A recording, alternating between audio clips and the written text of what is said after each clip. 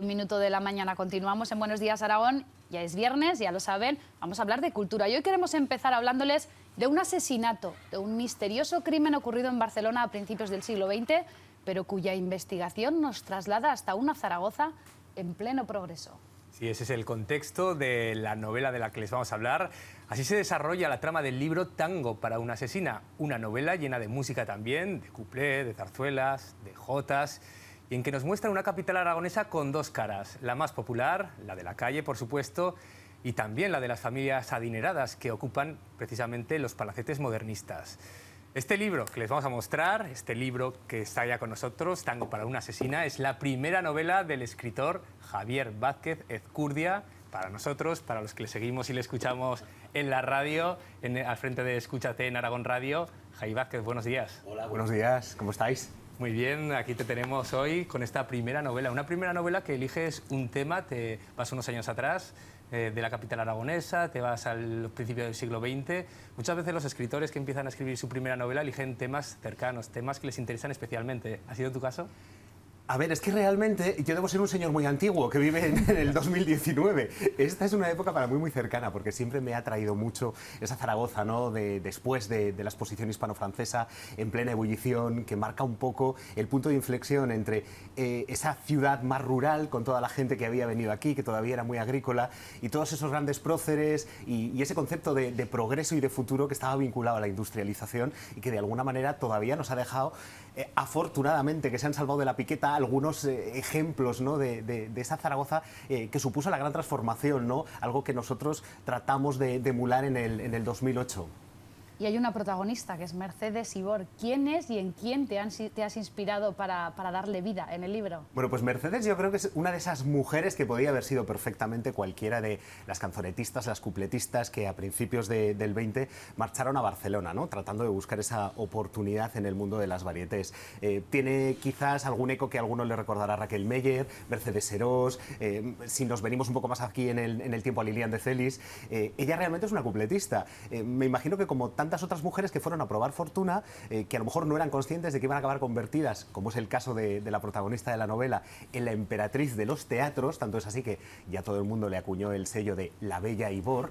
Pero lo curioso de todo esto es que como yo sabía que quería que fuese cupletista, lo tenía claro el oficio, pero que también quería escribir una novela de detectives un poco a la manera de Agatha Christie, pero traída al tamiz aragonés y especialmente al zaragozano, pues dije, tiene que ser una mujer con carácter. Así que me inventé a una descendiente del tío Jorge, porque obviamente yo creo que esa rasmia que tuvo su antepasado le iba a servir a ella para enfrentarse a situaciones complicadas, cuando menos, ¿no? Además, hemos comentado que hablas de una Zaragoza de dos caras. Quizá está representada las dos partes de la sociedad, esa sociedad de la calle y esa sociedad también más adinerada, de los palacetes modernistas que nombrábamos antes. Está representada en los cuplés, donde se realizan esos cuplés, donde iban gente también de dinero a ver a estas mujeres, como puede ser la protagonista del libro, Mercedes Ibor, actuar. Yo creo que los teatros de variedades realmente eran un lugar donde esa frontera se diluía de alguna manera, especialmente los más populares. Pero sí que es cierto, y esto intento retratarlo en el libro, digamos que yo soy muy proclive a la parte más popular. Sus personajes son un poco los que ayudan a Mercedes a desentrañar todo el misterio. Ella se mezcla con toda una playa de personajes secundarios, que en el fondo es una novela muy coral, que viven en una pensión que regenta su tía justo enfrente del Pilar. Y al mismo tiempo están los palacetes modernistas con gente que obviamente también cantaba cuplés, pero a lo mejor para ellos estaba el mal visto que les escuchasen cantarlos. Pero sin embargo todos se morían de ganas de conocer a Mercedes, de incorporarla como esa rara avis, el punto snob que acudía también a sus test poéticos y en los que a lo mejor, ¿por qué no iba a cantar la pulga, no? Aquí en esta novela vemos tu pasión por muchas cosas, entre otras la música, como nos estás contando, pero también el teatro, porque es otra de tus facetas, porque además de escucharte en Aragón Radio, tu otra gran faceta es la de actor de teatro.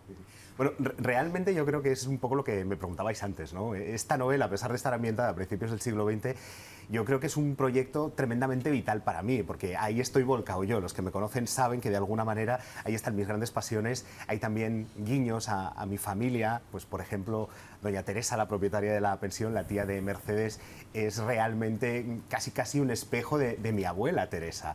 Ella estaba todo el día cantando cuplés, zarzuelas, jotas, y de alguna manera yo me inspiré en ella, pero es que ella también ha sido mi inspiración a lo largo de prácticamente toda mi vida, porque ella era muy teatrera. A lo mejor ese acercarme al mundo del teatro ya desde pequeñito se lo debo a ella y a mi madre, que con 6 años me llevó por primera vez, ¿no?, a ver una función. Es cierto, ¿no?, que de alguna manera todo lo que soy forma parte de esa novela. A lo largo de la novela aparecen distintas canciones, de hecho las presentas en la primera página ya como una especie de programa que va a aparecer durante todo el libro, y alguna creo que también la has escrito tú. Y se pueden escuchar casi, lo vas leyendo la canción y casi la puedes escuchar. No sé si además incluso te has animado a componer la música o ya no ha sido tanto. A ver, no tengo ni idea de solfeo, lo que soy es un temerario. Entonces yo pensé que si Mercedes era la reina de las varietés en ese momento de la novela, había que crearle un compositor que contribuyese a darle todavía más veracidad, ¿no?, a la historia, porque esto ocurría muy habitualmente, lo mismo que pasa ahora. Pues seguro que todos los triunfitos tienen su compositor de cabecera que les hace las canciones un poco el traje a la medida, ¿no? Pues yo pensé que lo mismo le podía pasar a Mercedes, a la Bella Ivor, ¿no? Y entonces creé al compositor Félix Armenteros, al cual le atribuyo un montón de títulos de cuplés que ella interpretó y que la hicieron famosa, pero especialmente el Tango de las Asesinas, que es un poco el que además sirve para dar título a la novela. Yo no tengo ni idea de solfeo, lo que sí que había escrito es la letra, y me creé una nota de voz en WhatsApp que me iba escuchando constantemente, en la que yo me cantaba el tango para que no se me olvidase la melodía. Lo que sí que tengo es un sobrino maravilloso, que él sí que sabe de música, mi sobrino Iván, al que le mandé esa nota de voz hace nada, 2 o 3 semanas, y le dije: oye, ¿tú serías capaz de sacarme esto al piano? Y nada, que es un artista, lo ha conseguido. El pobre, claro, ha tenido algún problema, porque, insisto, yo no sé solfeo, y me decía: primo, es que me has mandado unas cosas que eso no se corresponde con ninguna escala en un piano ni en un pentagrama. No encaja, ¿no? No encaja. Igual Entonces, tienes que hacer algunas variaciones en esa letra. bueno, que las haga ¿Puede él ser? mejor, ¿eh? La letra que se quede como está, pero la variación ya el guante, yo creo que le quitaremos un dedo, añadiremos otro para que encaje con la letra. Pero sí que has conseguido, es verdad, que al leer la letra de la canción se pueda escuchar. Sí, Solo es con cierto. leyéndola se puede escuchar, Lo he porque intentado, tiene ¿no? esa sonoridad, es verdad, la letra. Porque al final es todo un reto, y también teniendo en cuenta tu profesión, ¿no? Ahora te pones a escribir, pero claro, es todo lo que quieres recrear para el que lee tu historia. Sí. Esto, fíjate, ha habido ya poquitos lectores que se han sumergido en el tango para una asesina, y sí que es cierto que lo que me dicen es que con unas pinceladas ellos han conseguido sentirse totalmente inmersos en esa Zaragoza, ¿no?, de principios del siglo XX, y sobre todo conocer a los personajes, sin recargarlos a lo mejor en descripciones, pero yo creo que el cómo se llaman, el cómo se comportan, el dónde viven, pues 4 acciones que a lo mejor los definen, son suficientes, ¿no?, para que nos hagamos una idea, esa imagen a través de las palabras de quiénes son, cómo son, qué es lo que hacen o qué aportan a este tremendo lío que, como muy bien decíais, ¿no?, tiene mucho de novela de detectives, pero también de novela costumbrista y hasta de revista musical. En este programa hemos hablado mucho de historia, hemos hablado de hechos históricos, ya lo sabes, también hemos hablado con profesionales de la historia que se dedican a destacar manipulaciones, errores. ¿Cómo has trabajado para informarte de toda la historia de la Zaragoza del siglo XX y también para conseguir ese objetivo de trasladar a los lectores y que con 4 pinceladas, aunque sean 4, pero bien hechas, se puedan trasladar hasta esa ciudad? Pues mira, este es un libro en el que he invertido muchísimo tiempo, 6 años a lo mejor, obviamente no de forma constante, sino pues aprovechando las vacaciones, los fines de semana. Ha habido mucha documentación, pero tampoco quería que fuese un libro de historia. Esto es una novela, es una ficción, y obviamente quería que tuviese una trama de detectives con una ambientación lo más rigurosa posible. No hay grandes hechos históricos, al margen de que se menciona pues, lo que supuso para la ciudad la exposición hispano-francesa, pero sí que es cierto que tiene pequeños grandes hitos que han formado parte de la historia de la ciudad. Por ejemplo, la entonces Plaza de la Constitución, la actual Plaza de España, la transformación principal fue la supresión de la fuente que había allí, la de la Princesa, para colocar el monumento que a día de hoy está allí, que fue por una suscripción popular. Este tipo de pequeñas cosas de la ciudad, sobre todo las que hicieron los propios ciudadanos, son las que sí que he querido pulir, mimar y cuidar mucho. Solo hay una licencia en todo el libro, y además yo soy muy consciente de ello. Los cuplés que canta Mercedes son cuplés que se compusieron en muchos casos en años posteriores. Pero lo siento mucho, yo necesitaba que esos cuplés formasen parte de la trama, así que me perdonen los que sean muy puristas en esto de los años y las canciones, pero ahí están. Pero efectivamente es una novela, pasa igual también en el cine, que muchas veces cuando se lleva un hecho histórico al cine, muchos pretenden que todo sea tal cual sucedió, y no, al final es una película, que no es un documental. Sí, es un poco lo mismo que he creado con otros personajes reales que se mencionan, que esos sí que son de la época en la que está ambientada la novela, y otros que solo tienen tinta en las venas, pero en ese juego constante entre la realidad y la ficción, pues están colados allí, ¿no?, en esos salones, en esas pensiones, en esas calles o en los cafés, porque los cafés eran muy bulliciosos y Zaragoza era la gran ciudad de los cafés en aquel momento. Efectivamente. Bueno, nos acompañan aquí, como todos los viernes, nuestros dos colaboradores de Cultura. En este caso están con nosotros Ana Rioja, buenos días. Hola, muy buenos días. Y Juan Luis Saldaña, ¿Qué buenos tal? días. Buenos días, Aragón. No sé si sentís la misma pasión por el cuplé como Javi. Hombre, a mí la figura de Raquel Meller me apasiona y entonces lo que dice Javi, que me recuerda un poco su personaje por lo que está comentando, que aún no he leído la novela, a la bella Raquel también. Pero yo quería darle la enhorabuena a Javi porque es un contador de historias. Es un maravilloso periodista radiofónico, es los que estamos con él, le llevamos entrevistados o somos entrevistados por él, sabemos que es un maravilloso contador de historias y enamorado de sus historias propias y ajenas. Ha escrito relatos, ha escrito obras de teatro y ahora se atreve con una novela que, hombre, es mucho, pero yo seguro que está fenomenalmente contada. ¿Ha sido para ti un reto? ¿Tenías miedo a escribir esta novela después de una obra de teatro, de tus relatos? ¿O has dicho, bueno, me lanzo al ruedo y saldré de esta? Miedo yo creo que no, pero porque soy un poco echadico para adelante y un poco tentadico. A mí me lanzaban retos realmente quienes habían leído las obras de teatro o los cuentos, ¿no?, para público familiar. Y entonces me dijeron, oye, escribe algo, pero para nosotros. Entonces yo dije, pues sí, me encanta Agatha Christie, su manera de escribir, pero luego se me fue de las manos. Ese fue el origen y ha acabado siendo un homenaje a mi ciudad en un momento que a mí me apasiona, ¿no?, como decíamos. Sí que es cierto que tiene mucho de teatro, uno, por el propio personaje en sí, pero porque los diálogos están tan cuidados como si estuviese escribiendo realmente una obra de teatro. De hecho, había veces que a mí me daba la sensación de que lo que estaba viendo era un guión de una ficción de televisión de época, ¿no?, como las que están tan de moda ahora. Entonces, no sé, quién sabe, ese es otro de mis sueños, a lo mejor convertirla, ¿no?, en una ficción. Además, marca mucho nuestra generación el hecho de escribir pensando, claro, porque vemos mucho cine y en nuestro caso mucho teatro. Entonces, marca un poco a la hora de hacer las pausas, de crear los diálogos. O sea, que probablemente que te la cojamos para escena. Bueno, no lo sé, no lo sé. En este tiempo Ahí está. del monólogo interior siempre se agradece buenos diálogos y libros verosímiles. Oye, ¿qué ha cambiado, o qué no ha cambiado, mejor dicho, de Zaragoza de aquellos años a la Zaragoza de ahora? Pues no han cambiado muchas cosas y yo creo que la imagen de la ciudad se ha transformado completamente.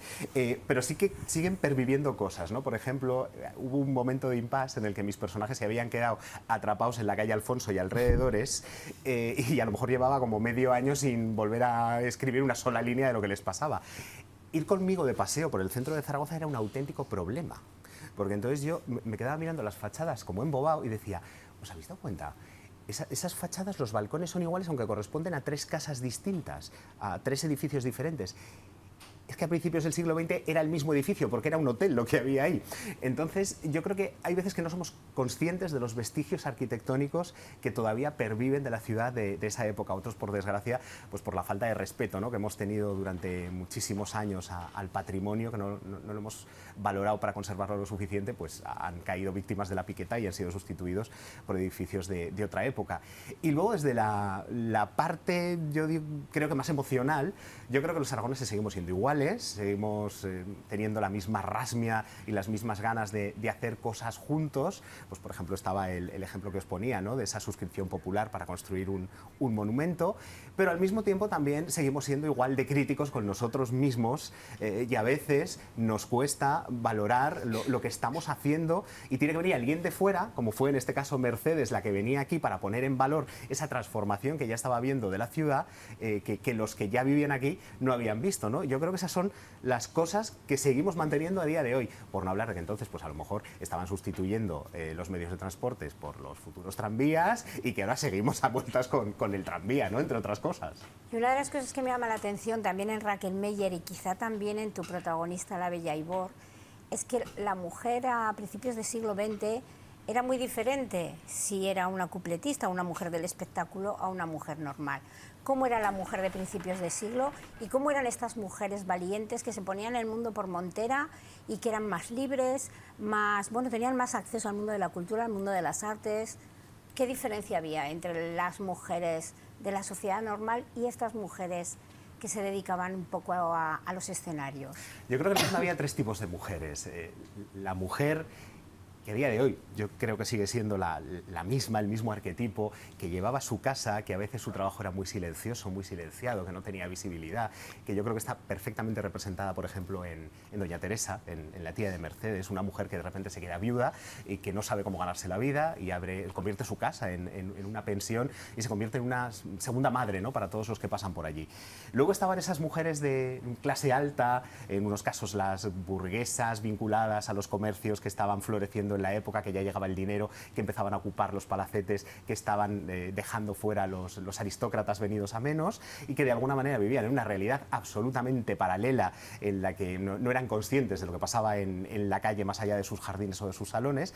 Y luego estaban mujeres como la que tú muy bien retratas, ¿no?, que son las que salen de esa clase más popular, que son conscientes de todo lo que cuesta conseguir las cosas en la vida, con mucho esfuerzo, en ocasiones con sufrimiento para poder llegar hasta donde llegan, pero que al mismo tiempo tienen, no sé si la fortuna, a lo mejor tienen la oportunidad más bien de entrar en ese otro mundo en el que de alguna manera, o al menos yo es lo que he tratado de representar a través de Mercedes, nunca llega a sentirse del todo a gusto, por más que a ella quieren arrimarse.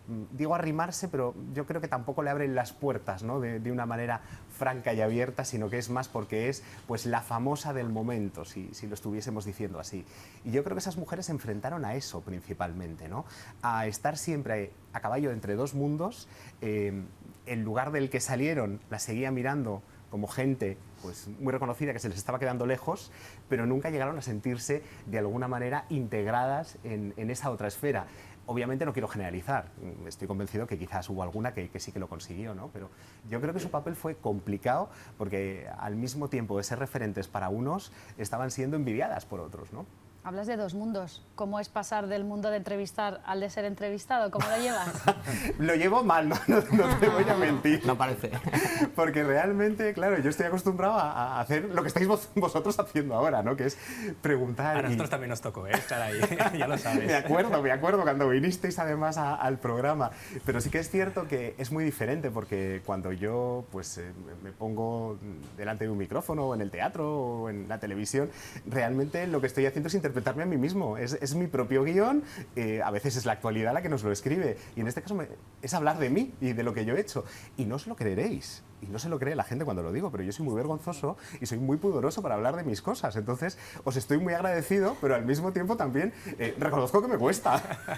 Nos odias un poco a la vez. No, os quiero un montón, ya lo sabes, Quique. A mí me queda también una duda de lo que estabas comentando, de cómo eran, por ejemplo, las mujeres, porque a mí siempre me ha llamado la atención, paseando por Zaragoza, ver esos palacios modernistas, el Palacio de la Larrinaga, ver algunos de los que salen en la novela. ¿Son tal cual los personajes o las familias que vivían ahí detrás, lo que has descubierto, al menos de esas familias, tal cual las expones en la novela? Porque hay algunos secretos, algunos son peculiares. Bueno, quiero pensar que no, que tenían vidas mucho más anodinas que las de esta familia, los Larrainzar, que son a los que les he atribuido ese palacete que tú mencionabas, ¿no? Porque realmente su vida, digamos que tiene más del mundo de Lampa que de la tranquila vida de las tazas de té y los recitales de poesía en los salones, ¿no? Pero bueno, de todo me imagino que habría como en botica, y el que no tenga cadáveres debajo de la alfombra ya veremos. Y lo que no sabemos porque no ha trascendido. Y da gusto imaginarse, ver esos palacios, imaginarse esas historias que nos has traído en este libro, Tango para una asesina, que por cierto presentas esta misma tarde en el Museo Pablo Serrano a partir de las 7 de la tarde. A las 7 de la tarde, eso es. Allí estaremos, además, estaría muy bien arropado, muy bien acompañado por nuestra compañera Susana Lukin, compañera de Aragón TV, que va a ser un poco la maestra de ceremonias. Y me da un poco de miedo, porque en todas mis presentaciones suele pasar algo. Me han avisado que igual viene alguien de principios del siglo XX, no digo más. Bueno, Pues ahí está la cita. habrá que estar. Esta tarde a las 7 de la tarde, Tango para una asesina, el libro de Javier Vázquez Ezcurdia. Javi Vázquez para nosotros, para los que te vemos todos los días y te escuchamos. Muchas gracias por acompañarnos hoy. A vosotros un placer, de verdad, gracias. Gracias, Javi.